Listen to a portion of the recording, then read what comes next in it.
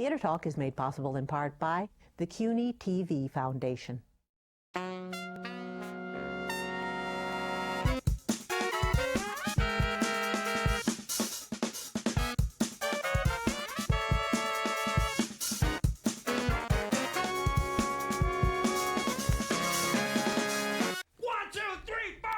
There's nothing left in this old town. Pick up your life and move it around. And what is here for me in Tennessee? Pick up your rifle and make a stand. You always said I should be like that guy, but guess what? I'm telling you, I'm not that guy. I'm not that guy. Who am I? I'm Andrew Jackson, and my life sucks in particular. From New York City, this is Theater Talk. I'm Michael Riedel of the New York Post. And I'm the show's producer, Susan Haskins, and we are here in New York's emo zone. Now, I have absolutely no idea, Susan, what emo music is, but we can say that it is the driving force behind an exciting new show at the Public Theater about Andrew Jackson, the controversial 7th president. The show is called Bloody Bloody Andrew Jackson. It was written and directed by Alex Timbers with a fascinating new emo score by Michael Friedman. All right, for those of us who still play Jerry Herman cast albums, can you explain, Michael, what emo music is and why you think it works in the musical theater? Basically, I like to think of it as kind of punk boys in their 20s whining about girls who wouldn't date them in high school and, feeling very, very, very sorry for themselves and very emotional and very sensitive. And how would this make you think of putting it to the history of Andrew Jackson? Well, it's funny, when we first started talking about writing a musical about Andrew Jackson, it's funny, the emo aspect was one of the first things we came up with, which was that Andrew Jackson was, strangely, for sort of a warrior president, he also really considered himself an outsider and was very sensitive to, that everyone was out to get him and that he was sort of alone and trying to make all these decisions for himself. And so he is kind of a whiny little boy. He was also, as it relates to emo culture, he was a cutter. He and his wife would actually ritualistically bleed themselves. Oh and that's a major part of the show, as I guess you've And people who write emo music, are they cutters as well, Michael? not to put the words in anyone's mouth, but I think that that's part of the emo culture is at times that people, it has been known that these people sometimes... They actually carve, I mean, because I wondered in Andrew Jackson, you see him slice, whenever he's emotionally really disturbed, he gets released by slicing his hands. To let the humors out. Oh my God. Why did you decide to write a show, which turned out to be great, about Andrew Jackson? Alex, this was your idea first, right? Well, it was both our ideas. Okay. We were actually set up on this creative blind date by Kurt Deutsch, the record producer, and we were thinking about, I was saying I would be really interested in doing something about emo culture and emo music, and to me, part of the thing that also makes it really sort of relevant right now is that as Michael was saying, it exists in this really interesting place in the sincerity-irony continuum that really feels like it riffs on, what's lovely about like The Daily Show and different things that are really popular right now. And Michael had taken a class in college on Andrew Jackson. He said, well, isn't Andrew Jackson kind of the ultimate emo president? And that was the springboard for the show. But then specifically to what Andrew Jackson stood for, rather the controversy surrounding Andrew Jackson. This was a man who was really the first great populist in America, a man who expanded democracy, a man who stood up for the poor who had been ignored by the elites that founded the country, who took on the Bank of the United States, but at the same time who was a very rich slave owner and who forced the brutal resettlement of the Indians, which some historians call genocide. Right. How do those things, you feel, have relevance to the political debate today? First of all, as you're saying, he's a completely morally complex person in the way that Jefferson and all these others were. But unlike Jefferson, he's one of us. He's the first president of the White House that reflects us as people. And he is the first in the line of these kind of really charming populists, these guys that just remind us of ourselves that we'd really like to be friends with. That old line about, how Bush is the candidate I'd most like to have a beer with. And so when we were first doing the show, it felt to us like a commentary on Bush and Clinton and these guys. Clinton I thought more of Clinton than I did of Bush then. The fake kind of populist in a way. Though when we started, I think, writing the show, it was 2006, and very much the questions of the W era were upon us. And I think also that Jackson's use of populism to for expansionist tendencies, which I think was very much under the W era, a kind of sort of renegotiating what that might mean. But it was true that we'd started, I think, from W, and then Clinton came in, and then weirdly it was sort of like, well, obviously he's like Reagan, who's probably the great populist of the post-war era. And then he's sort of like Jimmy Carter because he kind of comes from nothing, hard scrabble. And then as we've moved forward, what with the Obama candidacy and Yes We Can, which obviously took on a totally different meaning in grassroots populism, and then Sarah Palin's use of populism, and then even more recently the Tea Party. It's been kind of like every time we turn around, what Jackson's influence seems to be on American politics. It's never gone away. Everybody loves a front man. Yeah. Right. Yeah. Well, it's interesting, though, because I think that the musical gets at this great historical tension that when you do unleash populism, you really don't know where it's going to end up. And today we've got the tea bags going on, which could be the people who followed Andrew Jackson, who are taking it to perhaps an extreme that even Sarah Palin might not have conceived of. You know, you don't know what you're going to rot when you tap into the common man. Yeah. Well, the Tea Party slogan of "Take Back the Country" it was really interesting because then we're looking already at in the show. Michael's lyrics Oh, are really? all about taking back the country, making the country bleed, and all that. So it was fascinating. Let me ask you, I know you wrote this in 2006 before the collapse of the economy, but you have been working on it all along. Oh, yeah. Jackson was famous for taking on the banks. That would seem to me to be a pretty big theme that you could have introduced in the show. But did you think about adding some stuff about his fight with the bank? 'Cause it's not in there now. We have a moment where he does, in the Washington scene, he pretty quickly takes care of the banks. There's basically, Van Buren comes in and tells him the bank's out to get him, and he says, we'll take it down. Yeah. And Van Buren says, we can. He says, well, I just did. And the thing about that is, he did take on the banks, which now we think of as taking on Wall Street's greed. But actually what he did was he took on the National Bank, which is more like taking on the Treasury. The Treasury, yeah. And so basically he actually probably crippled our financial system for like ever.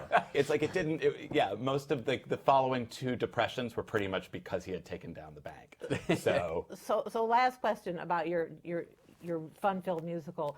Andrew Jackson, American Hitler, yes or no?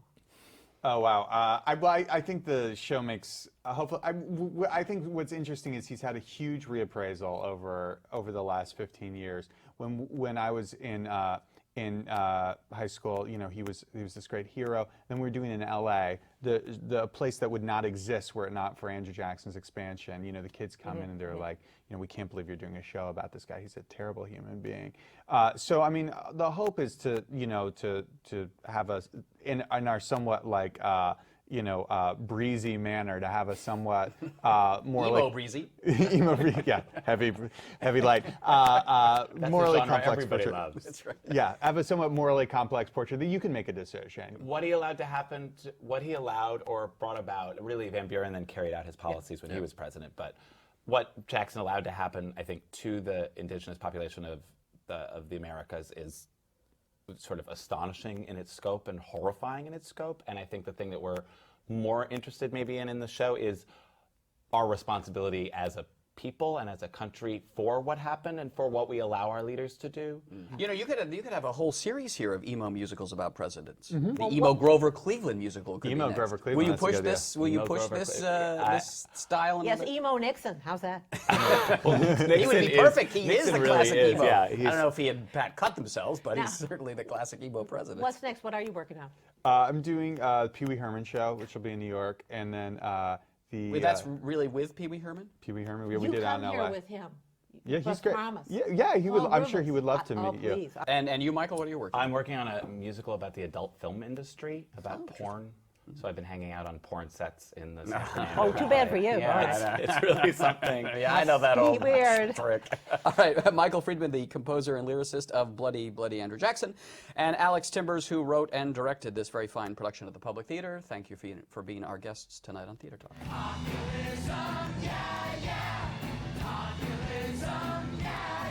Andrew Bloody Jackson, opening night party, and we're here for Theater Talk. Did you say Andrew Bloody Jackson? The show's about a president as a pop star.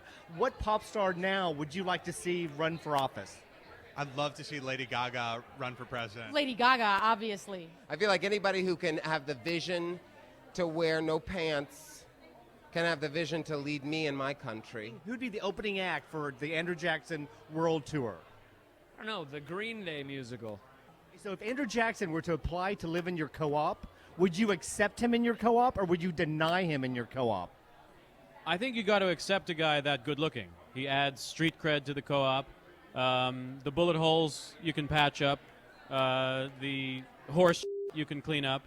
Considering the fact that all of his homes were consistently burned down or like torn down by people, I think the answer would have to be no. The age of Jackson, the age of, this is the age of Jackson. I was in London recently to cover the opening of Love Never Dies, the sequel to Andrew Lloyd Webber's Phantom of the Opera. And when I picked up the papers the day after the show opened, every single critic referred to a label that has been attached to the show. It is now called Paint Never Dries, which tells you all you need to know about Love Never Dies.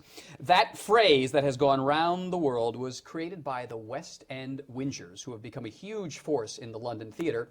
They are passing through New York now to take some shots at some of Broadway's latest shows, and they've stopped by to visit us here at Theater Talk. So I want to welcome the West End Whingers, Andrew and Phil. We do not give last names, right? No. And why is that? So people won't find you and kill you? Not very interesting, really. They've got very boring names. And they've come with someone whose last name we can give. A great friend of mine, Mark Shenton, very influential in London theater himself, as the critic for the Sunday Express, The Stage, and Playbill.com's London correspondent. Welcome, Mark. Hi. All right, guys. I've got to ask you, paint never dries. Has it changed your lives since you came up with that line? It was quite a shock, I think. What happened? Well, it's just I was sitting there, blogging away on the Tuesday, the day it opened, and they were previewing a news item on the lunchtime news, and they used Paint Never Dries. And I immediately sort of looked up, and then during the report on the opening, they used it again, and then it seemed every news bulletin that day on every channel were using it. Now, who came up with that line? Because you guys write together, right? Yeah, it was him. It's his fault. Right, if Andrew Lloyd Webber's watching, he's the one you want to put the That's why I don't use my surname, because I'm in the telephone directory. Yeah. So you went to a fairly early preview of Love Never Dies. No, it was a week in, and they only did 2 weeks of previews, so I think we were pretty fair. Gave him a chance. And you were sitting there, and did the line occur to you while you were watching it, or while you left, or at the bar later? Afterwards, when we were writing it up, yeah. I mean, it was like watching paint. We were bored, and I think that's the one thing. We'll go and see anything. As long as we're not bored, we're going to be fairly happy. But when you're looking at your watch, and what was the line about time passing or something, and you just think, it's not passing. Yeah. It's been 30 seconds since I last checked my watch. Mark, how you're new media because you blog, but you're also old media. How influential have the West End Whingers become in the London theatre scene with their early reviews of shows? Well, I think the world has definitely changed, as you say, and one of the things is that the timetable has changed. Just as you can't stop the word getting out in New York, thanks to things like All That Chat. In London, there are bulletin boards, but they're not nearly as influential as All That Chat. I mean, there's one bulletin board that everybody reads in London in the same way as here.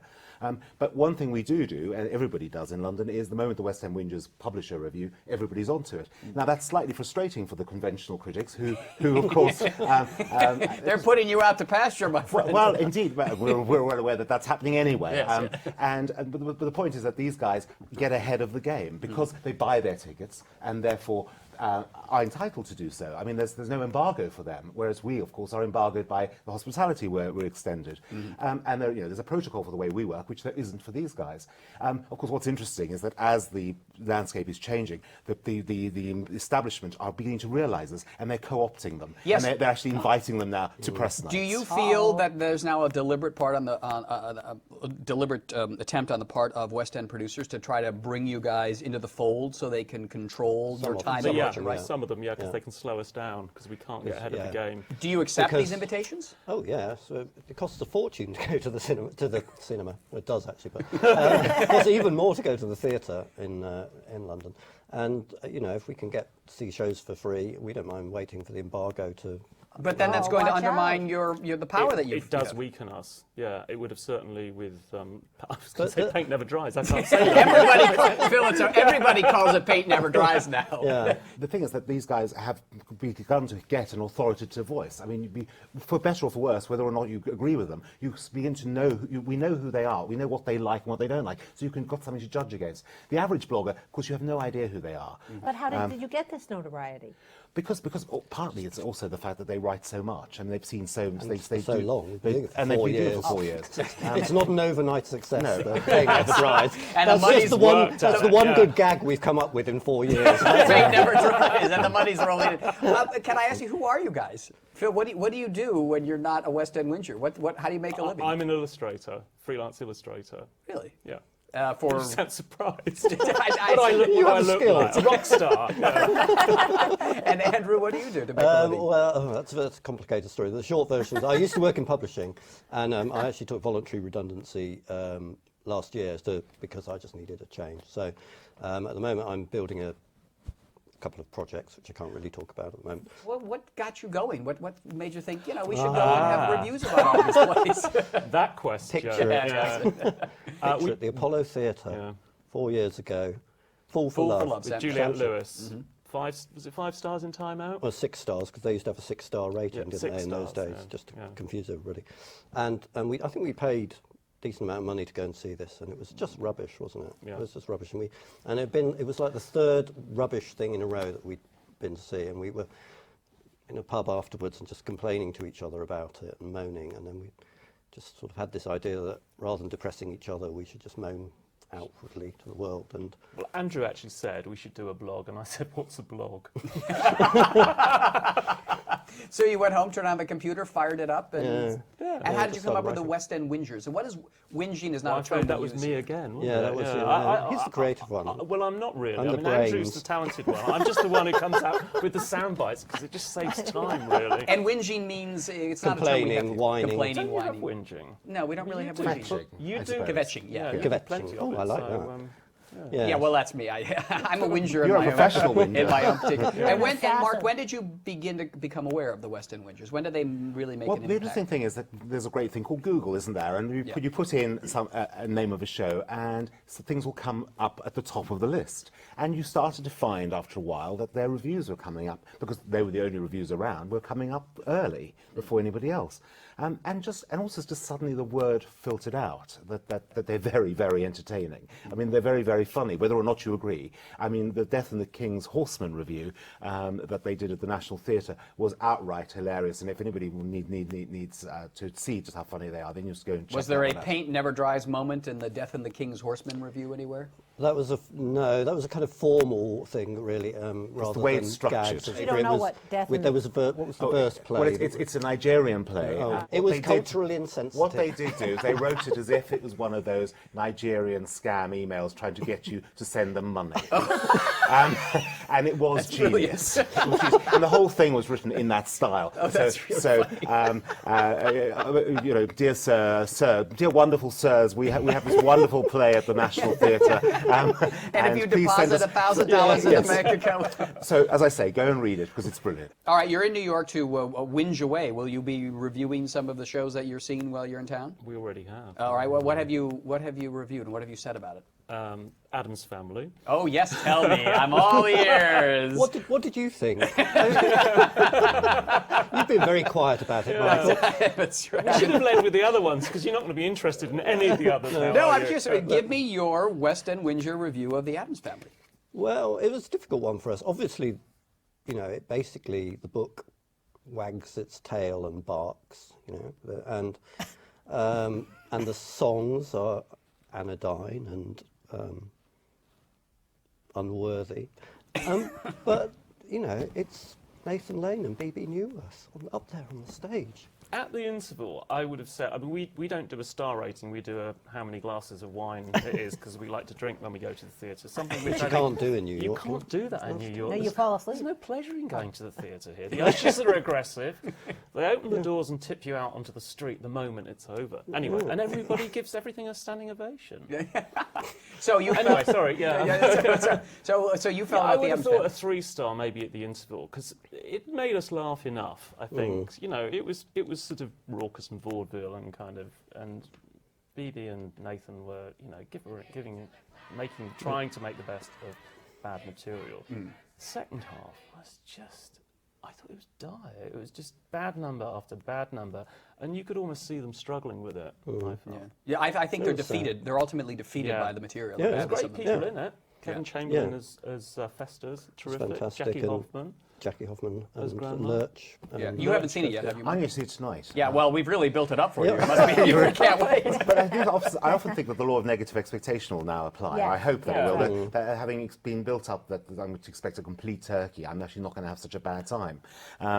But Phil's face is... Well, I went with negative expectations because I'd read you. So on a press night, you go in with well, nobody goes in with an open mind anymore, do they? I don't think that's the problem. Is that thanks to the West End Whingers, thanks to Talk and Broadway, we all have some preconceptions before we arrive. Yeah. But obviously, the critical agenda hasn't been set yet on press night. Right. When you come after the event, as I've done now with Addams Family, I'm expecting the worst. Yes, well... You're going to get it. Yes. All right, what else have you guys been whinging about since you've been in New York? Behanding in Spokane. Okay. we've been saying Spokane. Yeah. The British pronunciation. We just for call you. it behanding. Christopher Walken, did you like Chris Walken? Yeah, it was good. That was the day we arrived and we were really tired. And Always an excuse. Jet lag is always the excuse. 90 minutes, no intervals, so we thought we could cope with that. Yeah. It was like all the actors were in different plays. It was a bit weird. I don't know whether that's just because we were jet lagged, but it was like everybody was. One person was doing a sitcom and one person was doing. And you're feeling about it, Phil? Yeah, I do like Christopher Walken, but we had an idiot sitting behind us who, before the show, was saying, "You don't call him Christopher Walken, you call him Chris Walken. Right? You don't say Robert De Niro, say Bobby De Niro." And then he proceeded to comment all the way, "Yeah, get him. Kill him in the closet." It's just like, if it hadn't been so entertaining, I would have punched it. But then, Yes, I would have given the evil eye. But I tried that. Oh, really? But it was just normally it works in London. Yeah. I was curious. Before you came on tonight, we were in the green room, and Billy Joe Armstrong and Michael Mayer, who've done American Idiot, were here, and I introduced you to them. And I said, you really should see American Idiot. And you said, right to their faces, well, I don't think it's our kind of music. We wouldn't like it. Have you no filter? No, it's just, I don't know, I think I blame jet lag if we hadn't been here for several days. Well, I thought it was only fair. It's not personal. No. Do you see everything? Do you want to have an opinion on everything that's going on in the theatre in the West End, or are you selective? We are selective. We try and go and see things we think we might like, but that doesn't always work. So you're really not driven by trying to draw attention to yourselves just by bashing everything? Oh God, no. We don't. We go to the theatre always hoping to enjoy it, and if we enjoy it, we will say we enjoyed it. We're not bashing things for the sake of it. Did you go to It's Shrek? just that most of it's rubbish, It's so true. It just is, isn't it? You know how many 5-star shows do you see in a year? If you know. Yeah. Are there American musicals that have come to London that you've seen? Yes. Like for Legally example. Blonde, for instance. Yes. Now you have to explain this to me. I never liked Legally Blonde. It was not a success here. No. It's a big hit in London. Why is this? It's actually the half-price booth every night, but there's an awful lot of hype around. I mean, the producer of it is a very clever person who's managed to hype it, and it did get very, very respectable notices in London. My colleagues don't, by and large, understand musicals. Is the simple truth.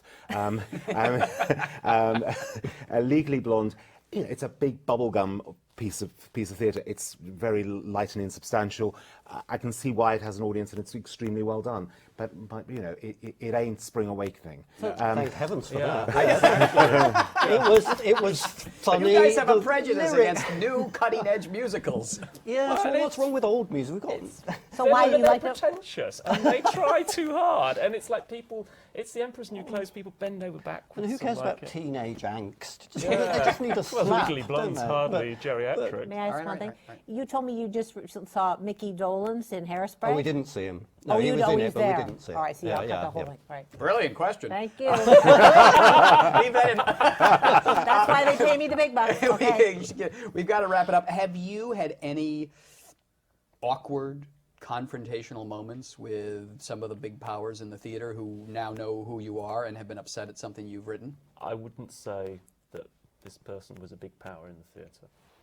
So it has. Who is the person? Oh yeah, we can't. Well, what was the conversation? Don't lift the lid off that. Okay. Tell us what happened, though. No, we can't really. Well, yeah, we can. Yeah, no, it was a designer theatre designer who took exception to our opinions and protested. Well, that's all we need to say about Physically? it, really. No. But did you meet this person somewhere? Yes, I sent did. Andrew along. I sort of held him as a shield, really, and cowered him in the corner. Yeah. Let me give you a little bit of advice. Being beaten up by people, very good career move. When really? David Laveau, the British director, punched me out because of Fiddler on the Roof, my name was everywhere. It was fabulous. So was your face. So was my face. So don't shy away from it. All right, I want to thank the West End Whingers, Andrew and Phil, very powerful, dangerous, feared guys in the West End. And representing old media, our good friend Mark Shenton from the Sunday Express. Andrew, Phil, and Mark, thanks for being our guest tonight on Theatre Talk. Thank you and very I much. expect good whinging about this show. Oh, don't you worry. This week it started. Our thanks to the Friends of Theatre Talk for their significant contribution to this production. Theatre Talk is made possible in part by the Frederick Lowe Foundation, the Eleanor Naylor Dana Charitable Trust, the Alan S. Gordon Foundation, the Corey and Bob Donnelly Charitable Fund, Carrie J. Fries, the Dorothy Strelson Foundation, the New York City Department of Cultural Affairs, and the New York State Council on the Arts, a state agency.